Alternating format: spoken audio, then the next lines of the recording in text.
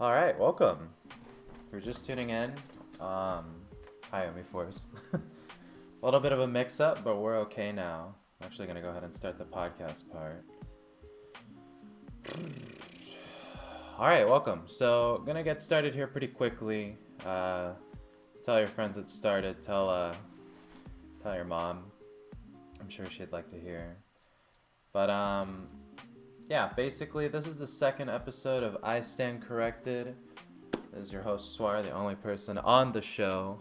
Of course, we got the podcast going on at the same time, so if you're able to listen to that, hi, Infinity. If you're able to listen to that, then that is definitely available on SoundCloud and Stitcher, TuneIn. I'm also on Apple Music, which is very thrilling in a way, only because I never thought I'd be on iTunes. But chill stream, chill time. We're going to talk about EVO Japan. We're going to talk about everything that went down. I'm also going to pull up some questions that were asked via the Google form, just so in case people wanted to tune in but couldn't, they could ask a question. Already they have a question here. Hey Swire, saw you on your Twitter that you go to UConn. I'm probably attending next fall. Do you have anything to do with the Smash Club there? We can get to that at the end. Short answer, I don't. I'm like a grad student, so I don't even go to campus. But yeah, we got questions. We got answers. So far, there are 6 questions in the question bank already. So we'll be going over that towards the end for the Q&A period. Basically, how the show is structured, as you might remember from the first one, is basically we talk about a little bit when it comes to the tournaments that happened over the weekend. The biggest one on the docket this time is actually EVO Japan. Even though it was a B tier, you know, that sort of stuff, you know, with the notoriety present at such a Japanese tournament needs to be talked about. And we can also talk about why it was a B tier, because I'm sure people are like, what? How could that be? It was such a crazy tournament. There was like almost 700 people. Da da da da da da. But with that being said, I'm gonna go ahead and get started. There's a lot to cover and a lot to talk about. Just a disclaimer, there are a lot of Japanese names, so, you know, if we can suspend reality for a moment and pretend I know how to say them correctly. I'm going to try my best. Obviously, all due respect to people whose names I butcher, but I think we're going to do a good job. Apart from that, welcome again. Life has been pretty crazy. Thank you if you tuned in to the Puerto Rico donation drive that we held on Friday. My buddy and I, Anthony Fantano, were able to pretty much raise $2,500 for kids in need with cancer over there. Great organization called Fundación CAT was able to help. So we're in the process of transferring that money, waiting for everything and PayPal to total up. So without further ado, we'll go ahead and get started, which I think I've said twice now. Oh, and I did disable. Oh, yeah, so there's no notifications for this because people are watching. So this episode will be able to be found on SoundCloud, TuneIn, Stitcher, iTunes, and one last time on YouTube. Sorry if I've been just making it worse by repeating myself. But here we go. So over the weekend, EVO Japan, of course, took place. And there were a lot of things said prior to the event. There were a lot of Americans going, actually, aside from PGR. There was ESAM, MVD, Anti-AC in particular, but also Legit, a NorCal Diddy went. So did JJ Rockets from the Midwest, another Diddy. And who was the other American that went? There was another, Zenu, another PGR player that went. So off the bat, there's something for everybody, right? Oh yeah, P King, Esports King went, which, by the way, like, that's pretty cool. Stuart, don't be rude. You said JJ Rockets losing to a Jigglypuff in round 1 pools. That was a Japanese Jigglypuff, so let's not discredit here. But of course, you know, you do have the unpredictability of Japan. Japan notorious for having people basically perform under their seed horrendously. Also famous for coming here, winning something, and then going to their monthly the next week after and getting like 33rd. So a lot of that happened. Also, DSS went. Wow. Seoul did go. I didn't know Trevante went. So, yeah. For the first time, I think Japan, the United States made a very concerted effort to actually go to EVO. Or not EVO, go to Japan. Previous to now, I don't think we've ever had, beside a tier 1 player, go to Japan to compete. And if they did, they were invited for Tokaigi. So, you know, that's something that's definitely... Yeah, Trevante did get 129, so that's why I don't know that he went. But anyways, we've always said, you know, how do we get back to Japan? How do we do that? So it looks like we might have this time, which is pretty cool. But getting into the top 8 here really quick, we did have MK Leo take the whole thing, which did not come as a surprise to many, as soon as he was pretty much the only person to make it successfully out of his pool without a scratch. We know that Anti had some trouble, MVD and everybody else had some trouble. We pretty much saw Leo taking the whole thing, and he is coming off a hot win from Genesis, so he's already in like tip-top shape. So Leo, ranked 4th this season, got first. He did have a Marth, he had a Cloud. If he used something else in pool that we didn't mark, apologies for that. I'll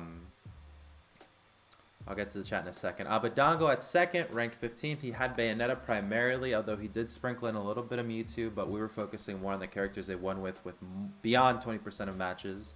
Kamame at 44th, getting 3rd this event with Mega Man and Cloud, so we do see a little bit of the meta shifting there for him. Obviously, Mega Man has been a little at bay for Kamame. That rhymed. But, you know, he's had some trouble. Then Neotono at 4th, not ranked this season. Sheik and Diddy coming in strong. Neotono's always been a terror in Japan, but he hadn't been able to make it too much to the States. And we'll get to Frostbite at the end, I promise. Again, trying to do the podcast and the stream at the same time. I want to respect the podcast in terms of getting to them content that's kind of on a continuity reel instead of just reading chat, reading this, reading that. So we'll get to chat in a second. After Nintendo, Ken ranked 8th. He got 5th this tournament with Sonic. He obviously was the favorite to take it on Japan side, if not Choco, who was right behind him at 5th. Ranked 36th currently with Zero Suit Samus. He did a lot, as well as with another Zero Suit Samus who tied for 7th with Komuro Kiri. That's I heard Sheik, I've heard Shaky. It is SHKY. Shaky's kind of funny to say only because NorCal Ness, shout outs to Shaky. But he took a lot of people by storm, and so did Como for 7th, currently ranked 16th. Como with a Cloud, of course. No real shows of Sonic that we saw take any particular set. So, again, this top 8, Leo, Abadango, Kamame, Neotono, Ken, Choco, Shaky, and Komuro Kiri. Not too unexpected, but at the same time, jumbled up when you try to factor in, like, you know, how do they do in America? Typically, Kamame has a hard time. Neotono has a hard time. Ken doesn't have a hard time. Choco, we don't know yet, right? Shaky, we have no idea. And Como is usually at the top. So not too many things out of place for a lot of people. But, of course, no American making it to top 8. And AC actually being the closest one. It's kind of memey. And I love AC because of that. But it's kind of like, yeet, you know? So, headed to the chat for a second. Stuart says a couple oddballs go occasionally. That's true, but nothing like this before, which is really cool to see. People wondering if Tweak went. Of course, that would be really crazy.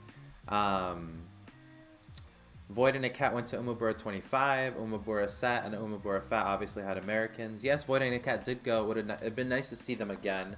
But one of the cool things that I like chiefly about Americans visiting Japan is the fact that, you know, we get to finally say whether or not their randomness is a product of their meta or their skill or both, or our skill or our meta.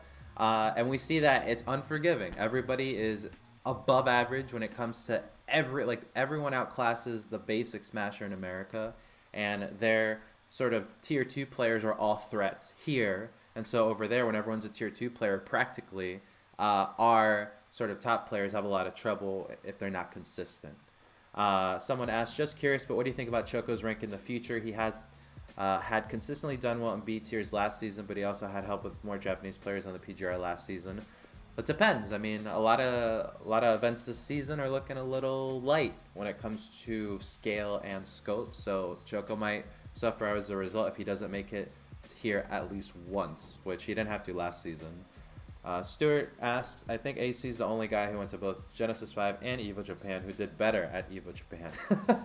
That's probably a good point. But deconstructing this now, there were 757 people that went. There was a ton of DQs all over the tournament. There was, at least from what I heard on the Twitter sphere and general gossip, EVO Japan had a lot of logistical, I don't want to say flubs, but there was just like a lot going on. And with Smash UG having its native language be in English, people tuning in did not people tuning in, people running the brackets are reading this program that is not in their language. So you can get all sorts of issues. I actually did hear at one point that running the bracket. Whoop. I did hear at one point that for some TOs, it was much easier to actually smash the DQ button than to actually say that somebody went 0-2 or 1-2, which, if you look at how things kind of work when it comes to, you know, taking track or like taking count of, like, you know, different bracket runs and stuff, that creates a little bit of a problem. But, I mean, what are you going to do, right? It was their first time. Street Fighter, everything else looked great. We did hear that ARMS had like a 75% dropout rate. That obviously and thankfully did not transfer to Smash, but there were drops, right? And there were people who signed up to go that didn't go, like K9 and Tweak. So basically your average pretty big boy tournament, pretty big girl tournament. But deconstructing the bracket runs, you know, taking a look at Leo, I just want to look at a couple things here because when we talk about Leo, you know, we talk about the fact that he's sitting pretty much, you know, at number 1. And this tournament helped that case because he's taken first, and so far the 2 highest profile tournaments. And again, I know EVO Japan was a B tier, but it also had a lot of people present that are going to be in other tournaments that are going to be high scale, and Leo beat them. So if you're just tuning in, we're going over the EVO Japan top 8, starting with Leo. He beat P-Dash at Jigglypuff, Hal Burke, Gale, now Shogun, T, obviously crowd favorite, Niatono, another crowd favorite. And his first PGR win started with Choco, who's at 36, like I said, and he got 2 wins on Abadongo. And 2 wins at Abadongo, ranked at 15th last season. Again, to like kind of deal with discrepancies here. Their last season ranking has nothing to do with how powerful these wins are, because for all we know, Abadongo never places again in top 8 all season. So of course the stock kind of drops. But I'm just trying to illustrate here where people stood when it comes to looking at the season and things like that. People saying in the chat, I don't think Leo dropped the game until winners finals. I wouldn't doubt that. Leo did not look phased by anybody at that tournament except for Abadongo, where he did go to a game 5, I believe. But Niatono's a great win. T's a good win. These players are probably going to continue to do well in Japan if they continue to host events of this scale or higher. So Leo having their number and pretty much, you know, having that from the onset will dramatically help him as the season continues, because I don't doubt that Abadongo is going to continue to do well this season. Abadongo, you know, of course, with the Bayonetta switch, has been finding a lot of success, which you can't really knock because, you know, they're there to win. So, you know, my boy's trying to get sponsored. But, yeah. 3 PGR wins for Leo. Again, just illustrating the scope of the wins for now. Strongest win, in my opinion, Abadongo. Obviously, Abadongo getting second and having a hell of a run of himself definitely helps Leo's case. So, pretty great run for him. I'd say that for anybody watching the tournament, it was a pretty big joy to see Leo perform so well. Last time he was there was EVO Japan, or no, not EVO Japan, Umebura Japan Major, I believe.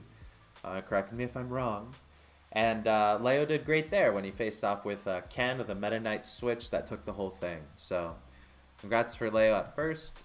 Second, Abadongo, of course. Everybody loves to see Abadongo well, the Dongers. Does a great job when it comes to adapting to the meta. This man started with Pac-Man, then went to Wario, followed by Meta Knight, and then eventually settling with Mewtwo, having a character crisis with Bayonetta, and then now looking to see whether or not he can continue the rest of the season with Bayonetta, because he's found the most success with that. So, again, if you're tuning in, Abadango at second for EVO Japan. This is his bracket breakdown. He beat Nesk at the beginning, followed by Kuniki, Nikiru, Jill. I love that tag, Jill. Celsia, Maton, Rima, Ken, which is an amazing win because Ken being ranked first right now in Japan and getting all those, potential brackets in the future. If Ken wins those tournaments, again, Abadango's value will benefit as a result. He did lose to MKLeo, though, and then beat Kamame, and then lost to MKLeo again. So 2 losses to MKLeo, that is a best-case scenario for Abadango. He did not lose early in winners, which would mean that, he'd have to kind of like recover with like a win later on, and then that loss against a random or a, as we valued them in the system, gym losses, really hurts to sort of get back on the horse. So Abadango only lost to first place. Best thing you can do if you're going to get second. So, that's good news for him. 2 PGR wins, at least, for what's going to be showcased if he makes a PGR again. Strongest win was Kamame, because, of course, at third, Kamame took out a lot of names as well. Okay? Chat says that Shutone canceled from Umaburo Japan Major and EVO Japan. It seems like that's his curse, right? Shutone, obviously being a godlike Olimar. He won... No, he didn't win West Side. Did he win West Side Saga? I don't remember. It was him or Zero. But I know he beat Zero at West Side Saga. Chat will tell me. But Shutone is disgusting with Olimar. The best Olimar in the entire world by far. And he just makes magic out of Pikmin. But we're not talking about Shutone for now. We're talking about Abadango. So, proud of Abadango for getting second. If he would have beat Leo, that would have been ridiculous. But he didn't. So, that's why we're talking about him at second. But, moving on to third. Oh yeah, and Shutone got third at West Side Saga. That's true. So he beat Zero, but he got third. I remember now. But at third, it was nice to see Kamame rise up again. He had pretty much gotten whacked by a lot of the meta changes ever since EVO 2016. 2016? Wow, it's been that long. Yeah, because 2017 was Zero in Salem. But yeah, EVO 2016, Ally winning EVO. Kamame getting second. Ever since then, it's just been a spiral downward. It's been really hard. Yeah, EVO 2016 was definitely not only his rise, it was his peak. Chat was saying that, EVO 2016 was definitely Kamame's tournament when it comes to spotlight and exposure. And it was. Mega Man was new, footstool combos. Unsafe on shield, you're going to eat it, right? And potentially die. It happened to everybody. Happened to, what's it called? It happened to Mr. R. It happened to Zero. Like, Kamame had everybody's numbers. So seeing him rise up again, especially in his home region where, it's not easy, was definitely nice to see at third. He started his bracket run with Kisenan, followed by Ko, Ratsuko, Suinoko, who's a great person who helped with the subtitling, actually, for the PGRV 3. Masashi coming in with his first PGR win on ESAM, followed by a loss to Ken, a win on Sigma, a win on Komorokiri, a win on Choco, a win on Niatono, and then a loss to Abadango, which concluded his run. And then, yeah, of course, chat's now heating up when it comes to how I'm rating these strongest wins. So these are just subjective opinions, which is a double positive. It's pretty redundant to say subjective opinion, but when we talk about these wins, when we talk about their strongest wins, I'm really talking about future sight. When we're looking at the fact that, for example, in Kamame's case, I said Niatono was the strongest win. I listed that because of Niatono's wins this tournament and the fact that those people he beat are probably going to continue to do well, so those values will be rising over time. Because if Niatono, for example, let's say Niatono beat MKLeo, right? If that's all he did this tournament and he went home, slowly, as MKLeo's value gets more ridiculous and more ridiculous, by the end of the season, the fact that Niatono has a win on him means for a lot. But again, these things shift tournament to tournament, weekend to weekend, so, it's not exactly right or wrong. It's just my opinion. So, his PGR wins being ESAM. ESAM will continue to do well in the United States, so that's good for him. Komurikiri, which is, again, he's going to do great probably at Frostbite, and he'll do great in Japan, so that's great for Nietono. And Choco, which, if anything, is going to be Japan's continued slayer for the rest of the season, bodes well for Kamame. And then beating Nietono, same thing, I think only because Nietono beat all those other people that I kind of listed. That sets Kamame in a really good spot. 3 PGR wins, strongest one Nietono. I think we can sit well with that. Question from the chat: is this just for who did best at that tournament, or is it for who's done best in the season as a whole? Listing Nietono as a stronger one than Isam was based on the opinion that Nietono is going to continue to face off people in Japan. Isam will not be, and in the States, his luck will depend on his bracket, so I have more faith in Nietono. That's why his stock will grow over time for me, which will help Kamame. But again, these aren't exactly like clear-cut sort of metrics. It's just really just something to look forward to because we're all about opinions here tonight.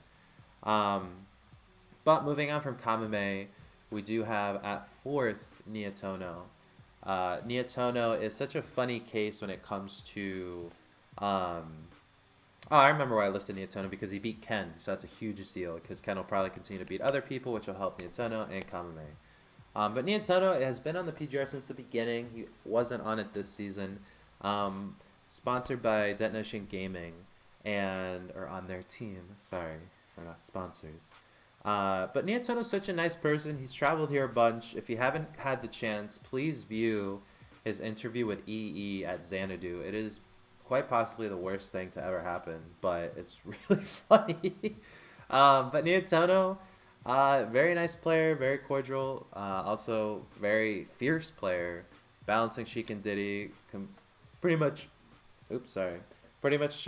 focusing entirely on Diddy as of now, because Sheik, has a lot of problems in the meta with Rage and Grapplers being such a big deal.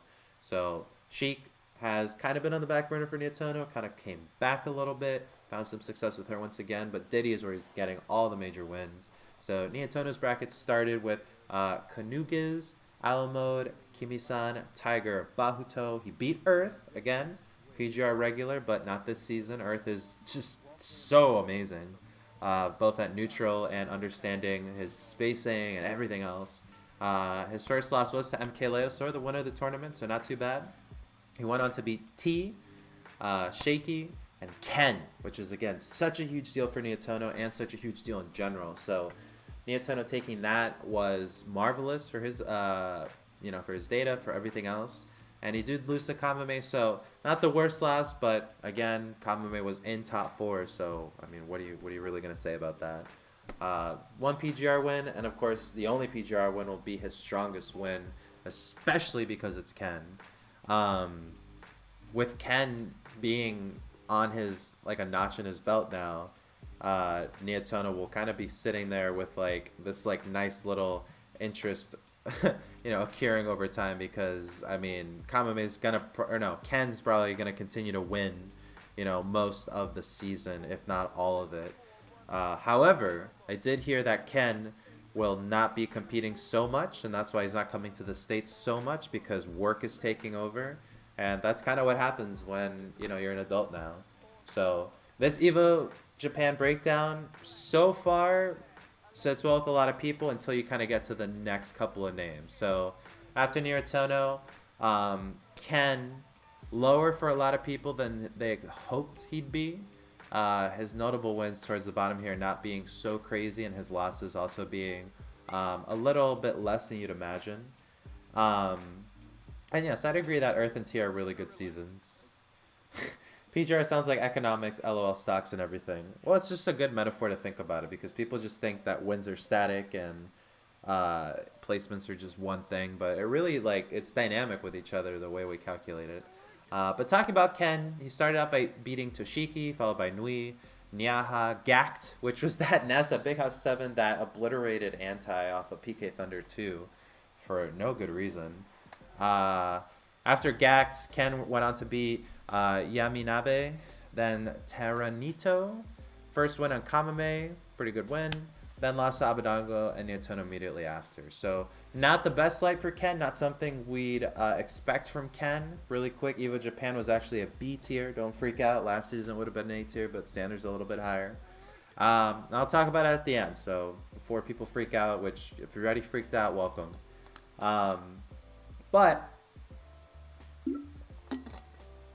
you know, when you're looking at these, you do have to consider the fact that, for a lot of the players that were there was like an abundance of or not an abundance, but there's a great lack of the Japan PR as well. I mean, aside from Shootone, I know a lot of other people like Kirihara wasn't there. I mean, your basic household killers in Japan. So, it might have been like over 600, 700 people, but at the same time, the quality of people is really the most important part. So, not trying to discredit, just trying to contextualize. But Ken, was expected to at least be in grand finals against Leo, if not beat Leo. He hasn't done that in the past too often, so the expectation wasn't so high. But at least to make it to grand finals would have been great for Ken. He did not, which is unfortunate, but that's the reality we live in. After Ken, we did have Choco, and I think everybody pretty much by this point just loves Choco for the sincere fact that he's Choco and made the PGR twice now without ever leaving Japan. Huge surprise for people last season to see him at 36, but his wins were atrocious. And by atrocious, I mean sick. And by sick, I just mean he had beaten Ken, Abadango, Kirihara, everybody in Japan that ever comes to the United States and does well. I mean, Choco was taking names by the bucket, and nobody had a problem with him getting 36 once the swing came on the video. People were just like, wow, that's ridiculous. And it is. So, congratulations to Choco. Obviously, he was, not obviously, but predictably speaking, he was, when we're talking about speculation, people definitely expected Choco to be in grand finals, if not Ken against Leo, but neither were because Abadongers took it. But looking into Choco's run really quick, we did have him go against and beat Nagoto, Speedcore, Liege, Shu, Legit, which is a NorCal Diddy, which again is really cool to see, like, not exactly, I don't want to say he's not the top cut, but not the PGR at least, flock in mass Japan. For the first time we had, some really good, compelling hidden bosses, because Legit is definitely one of those. I mean, he beat Nairo at Genesis. After Legit, Choco went on to beat AC, PGR number 50, then Shaky, losing to MKLeo and Kamame for 5th, I believe 5th. Really cool for Choco. A win on AC, I wouldn't really say is that valuable, even though he is PGR, only because AC has a lot of trouble in the States. I mean, he's making it by the skin of his nose, skin of his teeth, but AC isn't winning, so maybe at a B or C tier he might be winning, but AC is very low profile in SoCal. Every now and then he does something ridiculous like beat Leo, but I'd rate Shaky as a higher win because Shaky got a pretty good amount of wins this tournament, and in general it looks like he might be doing well in Japan afterwards, but again, without the rest of the Japan PR, it's all speculation. So losing to MKLeo is pretty good. Losing to Kamame is also pretty good, although Kamame might drop off, so that might not be so good. So for Choco's case, this was a little bit less than ideal if he's not going to travel to get this placement and these wins and losses, because I don't see names like Ken or MKLeo to at least sort of like save some grace. But apart from Choco, Komori Kiri, household name by now, teaming with 2GG, and headed to Frostbite, which, by the way, if you haven't already, come to Frostbite, but I believe they're capped at 1,000, so at least why don't you go ahead and register with your teammate, because that would be a really good thing to do. But Komori Kiri has had a pretty good time. I mean, he has been dropping on the PGR since he's made it, because he has been top 10 once or twice, and, I don't know what's happened. He's been dropping a little bit by bit, and he's a great player. But I don't know if it's the cloud and Sonic duality kind of like inside of him in turmoil, or if his cloud has just stagnated and plateaued. I mean, we don't know. He could also surprise us. But Komori Kiri's run was pretty expected, at least in Japan, beating Urimu first, then Mitchell, Shinja, Sun Gun, Hobbit. Rima he lost to, which is very unexpected. He then go on to beat Celsia, Maton, and Rima in the run back, and lost to Kamame finally. And that Rima loss will hurt because I don't doubt that Rima will be, or I doubt highly that Rima would be coming to the States, which means that any chance for redemption for their ranking pretty much doesn't exist, which means that Como suffered a pretty bad loss there. They at least, Como did at least beat Rima in the run back, but that's another thing that EVO Japan kind of suffered. There was a lot of double jeopardy, not only in Smash, but across all the games. I think at one point you could go against the same person like 2 times, and that is double jeopardy, but way before top 8. We're talking like top 64, and you could run into 2 to 3 people twice. It was pretty bad. Oh, Rima will be at Hyrule Saga, so I stand corrected, of course. Who does Rima play? I don't remember at this moment. Someone from chat quickly asks, how much is outplacing a PGR player valued in this tournament? Well, depending on how the season ends, that question will have a better answer. But right now, it's pretty valuable because those PGR players will be coming to, or will be at, a lot of events in America, which will have the higher stakes, and potentially they'll be winning based on past expectations. Rima plays Toon Link, so of course he's going to be at, oh, what up, Biddy? Of course he's going to be at Hyrule Saga. And he beat Larry at Big House 6. I don't remember that. Well, I guess a Rima loss is not so bad, but for Komura Kiri's case, I would say that Rima, I wouldn't put Rima in the top 20 or top 30, but depending on what he does is Hyrule Saga. But as a Toon Link, I have doubts. Okay? And consider to be top 5 Toon Link for most people. If you're not top 2 Toon Link, then I don't know that I can really, put much stock in your name. No offense, but Toon Link's not exactly gobbling brackets. So, just saying. But for Komura Kiri's case, I think it hurts a little bit. I think he was expected to beat Rima by all counts. And he did on the run back, but still suffering a loss to him in Kamame isn't the best thing. So, once again, if you're tuning in, this is the EVO Japan recap with myself, Suar. Second episode of I Stand Corrected. Tell me if you thought the show sucked the first time around, because I think it was pretty fun. Currently, I am streaming, but this will be put on iTunes, SoundCloud, TuneIn, Stitcher. We'll be doing some Q&A at the end. So again, we're chilling, we're having fun, we're doing well. But let me know any feedback at any time, because that really helps. But yeah, Stuart says Sigma, Rima, level 1 are the main Toon Links in Japan. So, oh, hi, Ruffian. So, looks like that really bodes well when it comes to Rima's case, right?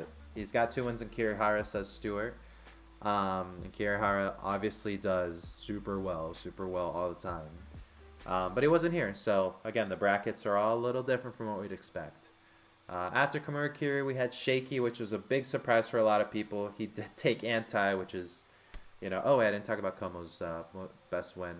Oh, actually, okay, so I must have been thinking something, because Komura Kiri's strongest win was Rima, and with Rima going to Hyrule Saga, that compounds the fact that Rima could potentially be, pretty hotly contested as the season goes on. Because if he does really well at Hyrule Saga, if we look back on EVO Japan, then it's not so bad for Komura Kiri. If he goes 0-2 or 1-2 at Hyrule Saga, then that'll pretty much confirm a lot of the bias I have right now, which is not believing in any Toon Link ever. Sorry, Biddy. But yeah, Shaky took a lot of people by surprise. I had never heard of them up to this point. I might have seen them in a tweet that I retweeted. If they were 13th or maybe 17th on a results graphic from Japan, but I never personally heard about them. Is there a specific date the PGR5 ends on? Hasn't been announced. Probably concludes with CEO. But Shaky, Zero Suit as well. Not the Choco favorite, but still a Zero Suit, so anything can happen at any given moment. Their bracket run consisted of Sanpei, Michan, Ramperu, beat Anti, which shook up a lot of people. Rio, not the same Rio as the Florida Ike, a different Rio, Japanese Rio. Beat Sue. Press 1 if you feel bad. Pay respects. Press F to pay respects. Butchered all that. But yeah, I love seeing Sue do well, so that kind of hurt. I wish she was in top 8. Lost to Choco, so zero suit. Ditto. Lost beat AC, which was nice, and lost to Neotono. So right there, a little bit of a controversial strongest win pick, but believe me when I say it in a second. But Shaky did well for himself. Obviously, beating AC gives him a little bit of not an anchor, but a little bit of an anchorlet in the States, because I'm sure Shaky's going to be playing, or not Shaky, AC's going to be playing in the States and doing moderately well, if not okay, which is good for Shaky's case. Su's a nice win because he's always a wild card in any bracket he's in, either beating out potentially for the whole tournament or right outside of top 8. But the reason I chose Anti as the strongest win is because Anti does one of two things. Anti either goes and beats top 10 level players like it's his job, which it is his job, I guess, or you get the situation here and Genesis where he just loses to people that he should not by any accounts be losing to, which really bites to say because his run at Genesis was stopped very short, very early on by that early loss to the booth artist. I can't remember their name right now, I'm sorry. As well as a loss to Shaky here, because he did lose afterwards at EVO Japan much earlier than anticipated, and he landed 49th, which really hurts. I don't know for sure, but they were pronouncing it as Shki on stream. Escada! Sorry. Gucci Gang's awful. But yeah, for Shaky's case, beating Anti means that potentially when Anti goes down later, which by the way, he looks pretty dire right now, doing horribly at Genesis 5 and EVO Japan. But later, if Anti ends up beating MK Leo, then that'll be good news for Shaky. So it kind of hurts, right? It kind of hurts a lot, but I think that'd be his best guess, because I don't think that AC will reach the level of anti-intensity, for a while, or at least this season. And then Su kind of locked in Japan and also being victim to a lot of just things against his character. I mean, also his characters are explosive, but Anti keeps the zero suit Mario Cloud on deck, so he's a lot more versatile, is what I feel. And yes, the fact that neither AC or Anti are going to Frostbite does kind of bite. But I believe in Anti being completely beyond my expectations when I least expected. So for Shaky's case, that's what I say. Yes, Frostbite will definitely be at least an A tier. So there you have it. That was the top 8. I'll read it down in order really quick before the general summary. But we had MKLeo, MKLeo at first, Abadango at second, Kamame at third, Neotono at fourth, Ken at fifth, Choco at fifth, and Shaky and Komurikiri tying for seventh. So, when you're looking at this tournament and you're looking at the results, you got to keep in mind that, it was without a lot of the Japanese PR. It was also without a lot of the PGR itself. So it kind of hurts, it kind of hurts for a lot of parts,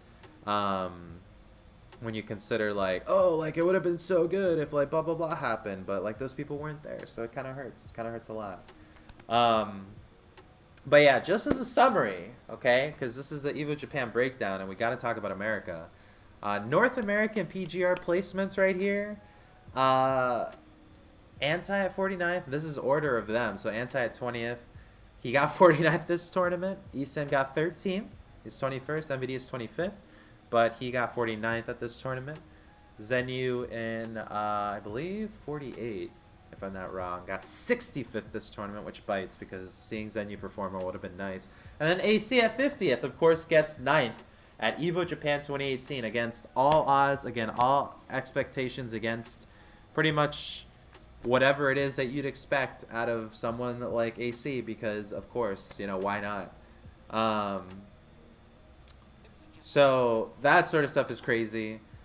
It was nice that a lot of North American went, I'm obviously not mentioning JJ Rockets and Legit and Esports King. I don't know what they would have gotten. So, or not that I would have gotten, I don't have it in front of me what they got. But yeah, I mean, that sort of stuff is crazy to think about, because, we do have the luxury of having these North American events that are somewhat not as savage as these Japanese events where everybody just kind of goes into a murder pool.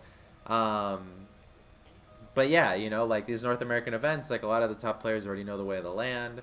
They're kind of like the big, you know, the big fish in the pond. But in Japan, it seems like everybody's the big fish, or just as crazy, because these results kind of like, you know, it's ridiculous. Chat is saying that Legit got 17th, which is very impressive.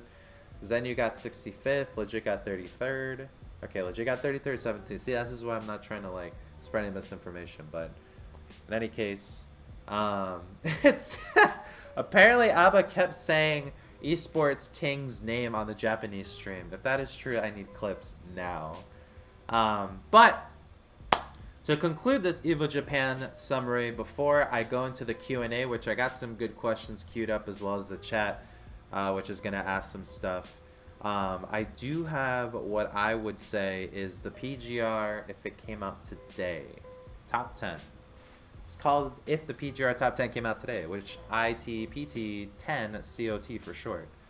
Well, this is what I have listed, okay? And this is completely wrong and completely right at the same time, because it's just opinion, so relax, okay? Number 1, undisputably, is MKLeo right now. Mistake at number 2 because of G5 weight. Nairo at number 3, same reason. Salem at number 4, same reason. Fallen at number 5, same reason. And Dabuzz at number 6, same reason. Genesis 5, I mean, holds that much weight, okay? It was the biggest event by far. A lot of stuff happened there. I put Abadango at 7th, Kamame at 8th, Isam at 9th, and Ken at 10th, only because of not only their performances here, but of the people they beat and the quality of the people they beat. They most likely, people like Komurakiri, people like Abadango, they're going to be going to the States and competing, and they're going to ideally be doing well, which means that these wins will matter a lot more in the end. Now, Esam at 9th is a case more so that he did, you know, moderately well at Genesis and moderately well at EVO Japan, all things considered. Okay, he got 13th at EVO Japan and he got 7th at Genesis, but those are, you know, better than a lot of the other people that went to both and did not get that. Ken at 10th is a simple one, only because top 8 at EVO Japan, and given the possibility he might compete again in the Japanese tournament infrastructure, he will probably be getting top 3, I imagine. That's my prediction. But yeah, that really, really hurts. Chat says MVD straight up off it, even though he got 5th at Genesis 5. Ouch. Yeah, so that's the other thing. MVD slips down probably to the 11 through 15 range, in my opinion. Just because he did so, I guess being frank and objective, like awfully at EVO Japan. Those losses will hurt him for a bit. And even though he got 5th at Genesis, like, he got pretty bad losses to kind of like counter that. But he'd still be like top 15 right now if it came out. If it leaked today right now, I'd put him at top 15. Would Umabura tap factored into this? No.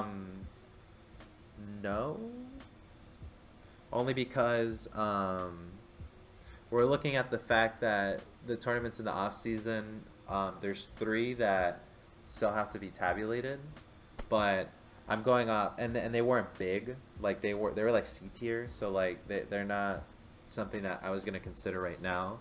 I guess those would really affect like the 31 through 50 range. AC at 11 Kappa probably. I was just looking more so. Hi Jackman, how you doing? I was looking more so at because the top 10 time and time again is just determined by S tier and A tier. So right now with only one A tier and one B tier, that's really what this is based off of. And if Paradin is here, hello. But this is a pretty solid top 10 in my opinion. For seeding, this is what I would imagine it. Of course, people are going to factor in a little bit more than just 2 tournaments. But if it's just the PGR factoring in Genesis 5 and EVO Japan, you do have in order of 1 through 10, MKLeo, Mistake, Nairo, Salem, Fallen, Dabuzz, Abadango, Kamame, Isam, and Ken. Now, I don't know how many of these people are going to Frostbite. I know that MKLeo is, and bar none, if Leo wins Frostbite, then I think that's it.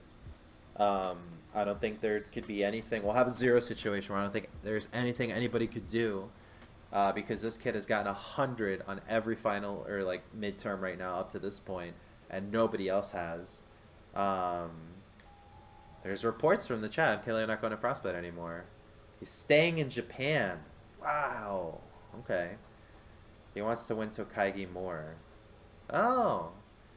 Well, if MKayla wins either Frostbite, if he comes last minute to the venue saying, hey, what's up, like ally at Zero Saga, or if he wins Tokaigi, I mean, there's nothing stopping Leo, just like undoubtedly. If he would have gotten Frostbite, it would have been like the highest rated event probably of the season, if not the second highest. And if he gets Tokaigi, it's with all the really, really juicy top players there that definitely count for a lot when you beat them.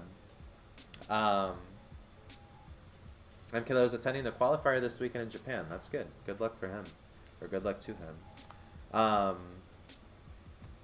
So of this top 10, it seems that reports from the chat, thank you, Stuart, Mistake, Salem, DeBuzz, and Esam are going to Frostbite. If Mistake wins Frostbite, that would put him even better or closer at second. And depending on the wins he gets, I don't believe he can topple Leo. I mean, I definitely don't think he could topple Leo unless Leo does like dramatically awfully at this qualifier and at Tokaigi. But there's a pretty considerable gap between Leo and Mistake right now because Mistake didn't go to EVO Japan. So that hurts a lot. But yeah, my opinion, this will change by this Wednesday whenever that qualifier happens. But yeah, it seems here someone just linked the list of players that are going to Frostbite. Let me see if I can pull it up.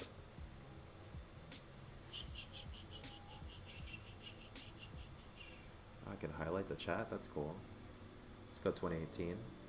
So let's see. List of players that are going to Frostbite according to a tweet that I do not know who made, unless it was the Frostbite staff itself, which it seems like it was. Seems like of the PGRV4, 25 of the 50 are going. It says that 4 through 10, or sorry, of the 1 through 10, 4 out of 10 are going. Out of the 11 through 20, 6 out of 10 are going. Out of the 21 through 30, 6 out of 10 are going. Out of the 31 through 40, 4 out of the 10 are going. And out of the 41 through 50, 4 out of the 10 are going. So that's a pretty good amount, not going to lie. You know, that makes it for a pretty hotly contested event, on top of the fact that I believe 1,000 people are going. I just see in the picture right here that Salem is going, Tweak is going, DeBuzz is going, Mr. R is going, Wadi's going, Mistake is going, Como is going, Cosmos, Captain Zach, Mars, Esam, Samsora, Lima, MVD, Darkshad, Mystery, Zenodo. Zenodo's back from the dead? Damn. Charlie the King, Fatality, Tyroy, Shoyo James, Light, K9, and Zenu. Damn. Oh, I'm gonna be there. Wow, I just remembered. Yeah, that's gonna be a crazy event. Definitely, if you missed it, then you might have to rethink a little bit of your priorities coming into this season, because there's not many. But yeah, so let's talk really quick since we're talking about Frostbite, because I already see the chat getting upset.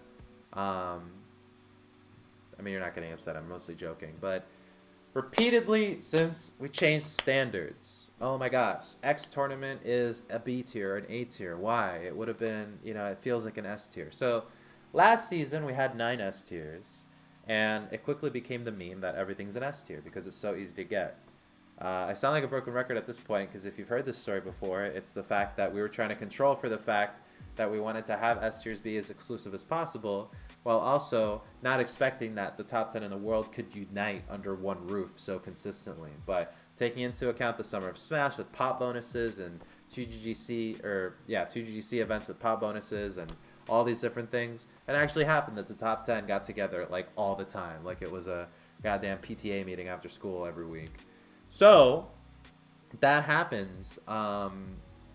People think that S tier is just whatever. It's taken for granted. There was less B tiers last season than there were S tiers because of how crazy packed everything was. So this season we just adjusted the labels, and they're just names. They still mean whatever they mean to you. But of course now people are like, they want to see the S tiers, but Sorry, like only like EVO Civil War level things with like all that crazy attendance and stackness is what reaches S tier now. And then you can get A plus, and Frostbite will likely be A plus, I think. Maybe, maybe not. Don't quote me. But just remember, labels don't matter because it's the underlying point value that gets tabulated into everything. And if, for whatever reason, like at A, right, Genesis 5 is the highest rated tournament this entire season, then that'll just be like the max for everybody, and that's fine. It doesn't have to be higher. Like, don't worry. Don't worry. But I'm going to enter Q&A now because I bet some questions will kind of hit on that. So I'm going to take as many questions as I can. We're running up on almost an hour here. So hopefully if you're just tuning in, welcome to I Stand Corrected episode 2 with myself, Suar. Podcast is listening right now. Twitch is looking right now.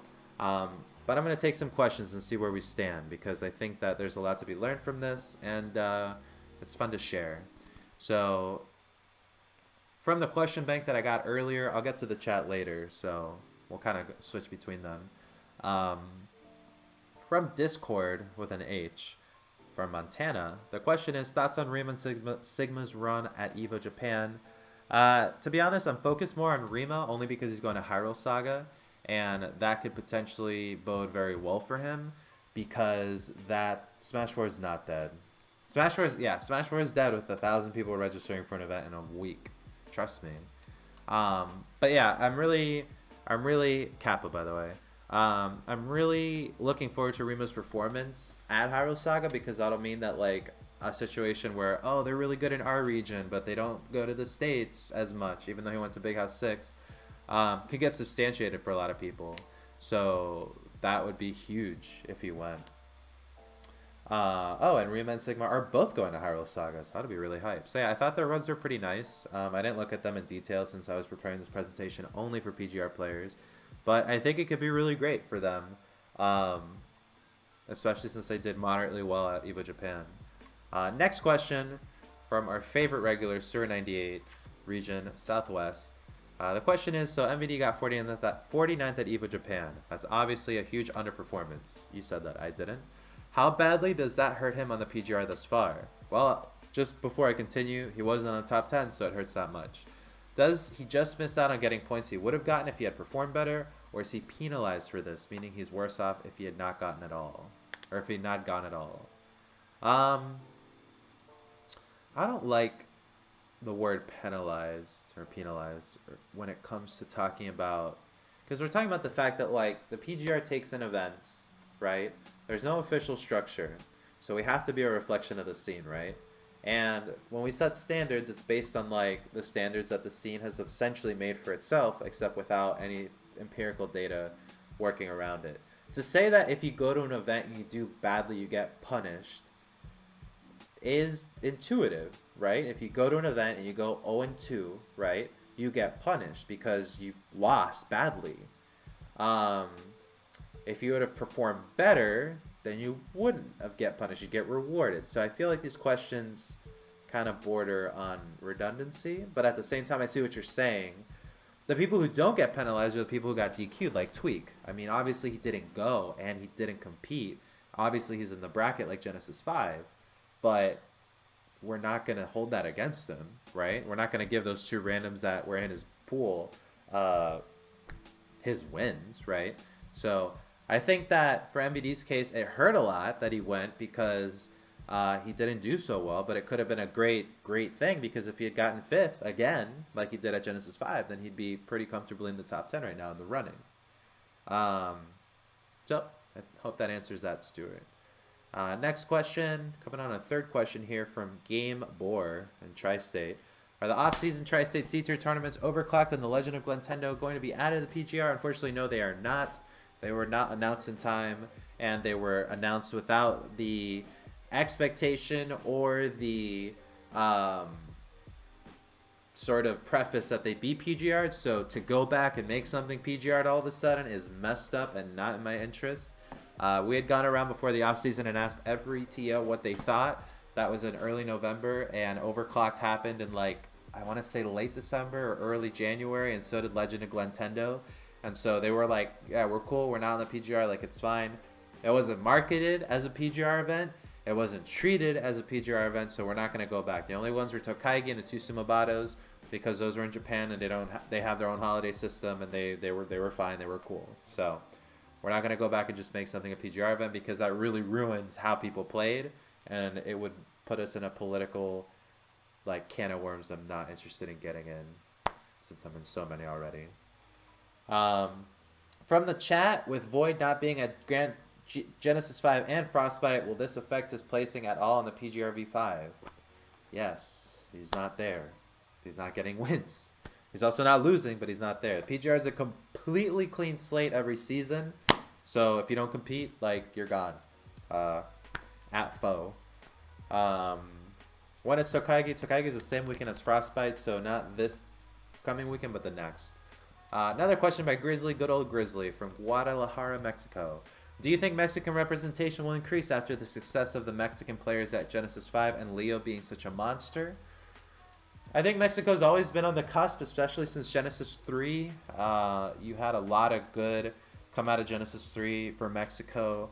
But when we had Mexico Saga, did we have a Mexico Saga? We did, right? We had a Leo Saga and a Mexico Saga. For Mexico Saga, we didn't see everybody come out, but there was visa issues, and it's not so easy to just travel out of the country all the time. So I don't know. I think I think the Mexican fan base will receive more spotlight, and they will receive more love, and they'll get louder as Leo does better. Yeah, we did have a Mexico Saga. Okay, cool. So I think, I don't think they'll magically get better, but I think that they'll do as they're doing, which is like a top tier region. If I'm going to put it in my top 5, and I started with like North America, Japan tied for first, or whatever your biases tell you. I would put North America, Japan, then Mexico, then Europe, then Canada. If we're going to go by like big mega regions, like I know that Europe is not a country, but yeah. So that's your answer, Grizzly. Hopefully, I think Mexico will just get more love, as it's always been. Question 5 for Vanta Black. Love Vanta Black. Tri-State. With Japanese tournaments getting lots of entrants and top talents from around the world, including Tokaigi coming soon, do you think we will start to see more Japanese players on the PGR this time around, similar to the PGR V3? There's a huge potential for it. Obviously, if this season is as dry as some predictions are showing, and Tokaigi and EVO Japan end up being one of those tournaments that really define a lot of the 31 through 50, then yes, we can see the potentials for a lot of people ending up there, because if our players are going there and losing or winning against them, then the people they win or lose against will benefit from that greatly. So if that happens, that'd be nice, but I don't know. It's a weird season, as Ally would say. This season's dumb. Another question from Insomniac from New Jersey. So if a player gets a ton of PGR wins at a C and B tier event, how much less is it worth than taking those same PGR wins at S tier events? Does it have any effect at all? Well, first off, it's very hard to get many PGR wins at B or C tier events, because by definition, if there's a lot of PGR players, it turns into a bigger tier event. The most you can get, like as first, for like PGR wins are like 3, maybe 4. But if we like look at 3, maybe 4, and that's assuming you go into losers bracket and all that, and like double, reset the bracket and do all that. But when you look at Genesis, like the run for that mistake out like maybe like 6 or 7 PGR wins, and that's because it's a bigger tier. How much of an effect does it have? It has a considerable amount, but none to make it like worthless. But from what I would always say, to look at the tiers and how to understand them for yourself, like 1 through 20 is determined by S and A tier, or S and A plus and A tier, and then B and C determines the order of 1 through 20, and then the 31 through 50, or 21 through 50 rather. That's pretty much what happens. Like the B and C tier are like the finer details, because that's where like you'll have a set given to Wadi or a set given to Samsora at like these smaller events. But yeah. Last question by Just Good Pop from the Southwest. Thoughts on JK in general?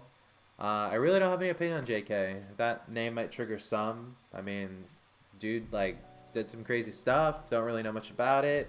It happened all over social media. You could take that for yourself by going to your Smash Wiki and looking up what the story is. But he'll probably be soft banned for a while. I don't think many people would appreciate him at events, and I don't think he's trying to compete either. He checked into rehab, and I don't know. I mean, dude's trying to work on himself, I guess. I don't know.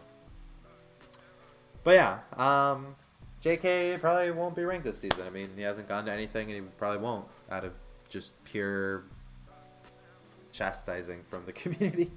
But yeah, that concludes the Google form question bank. If anybody on the Twitch chat wants to voice something before we sign off here in a couple moments, this has been pretty much the end of I Stand Corrected episode 2.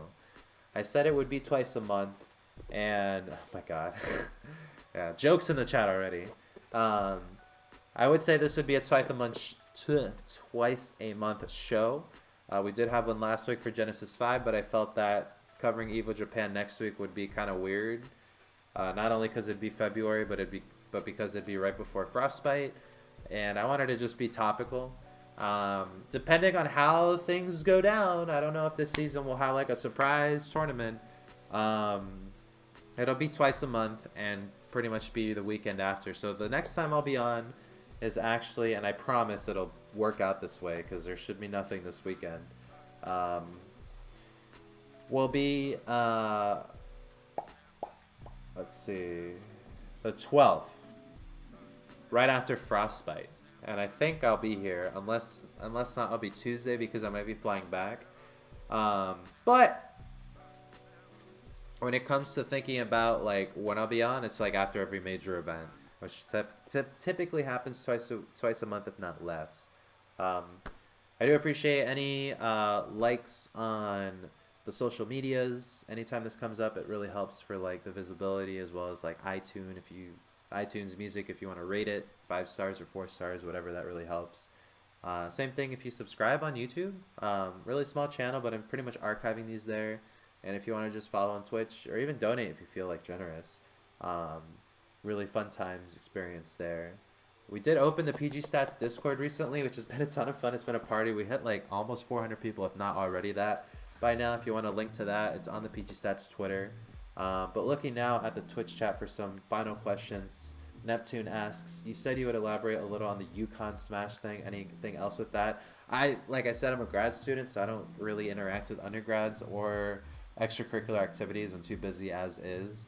If there is one, I would imagine it'd be on Facebook, or yeah, probably like try Yukon Smash Group or like Connecticut Smash Group. They'd probably be able to tell you something. But I compete in Connecticut every now and then, and I've heard of Yukon as like having like a team or like a group, but I don't know. It's really hard. Usually people just get a setup and play at any college.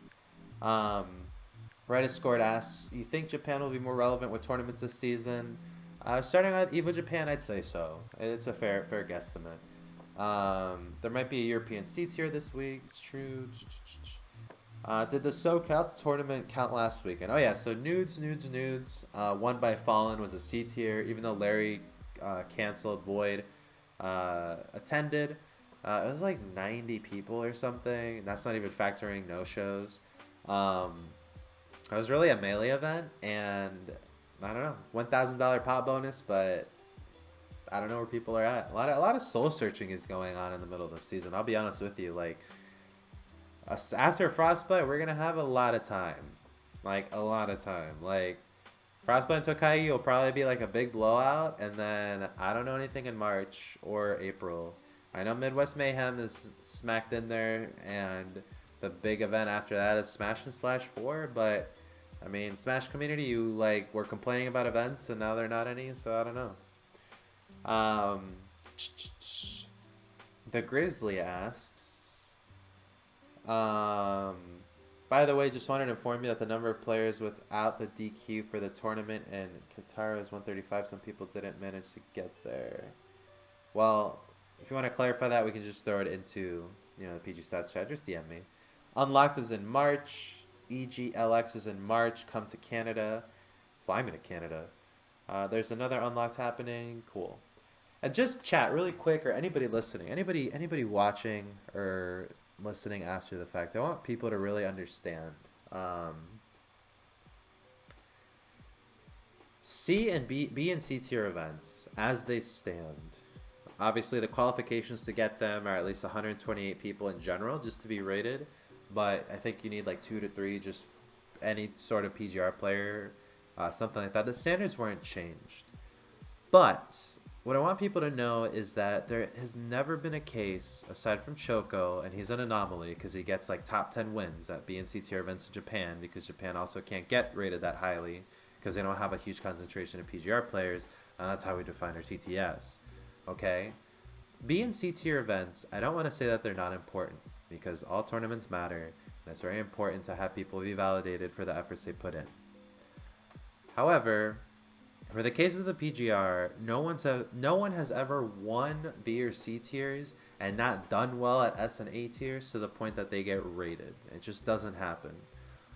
This season might be a little bit of a different story, but like if a PGR player is at a B or C tier event, then they're winning 9 times out of 10. And if they don't, they got upset that that's probably a really strong PGR win. So especially if there's a tournament that doesn't have any PGR players and it has just like, 100 or 150 people that nobody knows yet, like, it's not the biggest deal not that it gets left off the TTS in general, but I just want people to know like where the major stock of everything's placed, because obviously, like, we do our best to monitor everything. We have a lot of our connections and wires in a lot of different places, but like there are probably tournaments that happen like every year that are just not factored in because like literally nobody knew about it. Like a college campus tournament can happen like this weekend with 150 people that we don't know about because colleges host that all the time as a part of their video game e-game clubs, and we might never know. But like that does, to say it would have had an impact is like, who was there? Oh, I was just spitting out numbers to her. It's 150, 120, or whatever it is. But yeah, it's just so people don't like freak out. I mean, it's just, again, like, it's not, by then when you're talking about 41 through 50, like, it's as is like really tumultuous to rate. So adding to the mix doesn't help so much. I believe Leia was going to Unlocked and Zach. Unlocked is Texas, right? And it was going to be like an A tier last season. Yeah, I don't know. Hi, JD, SSB. But yeah, that'll conclude it. We're at an hour 10, hour 11 now. If you're listening through the SoundCloud app or any of the podcasting things, like I said, share it around. Hope you had fun. Oh yeah, Unlocked is in Florida. Is it? I thought it was Texas. Maybe I'm thinking about something else. But the next time we'll be on will be right after Frostbite and Tokaigi. For now, it's been a good time on I Stand Corrected. Everybody seems to be having a fun time despite a potential mishap every now and then in facts, which is why it's called I Stand Corrected. Also, no typos this time, so thank you, Practical Task, for preparing the information from the database as opposed to me typing it up, because there's less instances for mistakes that way. But yeah, what's up, Melee Fox? I'm going to sign off. Any last remarks, take it up in Twitch chat or Twitter. That's been Suar with I Stand Corrected. We'll see you next time right after Frostbite and Tokaigi. Thanks again for tuning in. If you like the show, let me know. If you hate the show, also let me know, because the PGR only got it as good as it is by listening to all the hate about it in the beginning. And feedback's important, so I value it. But yeah, take it easy, have a nice time, and we'll catch you later.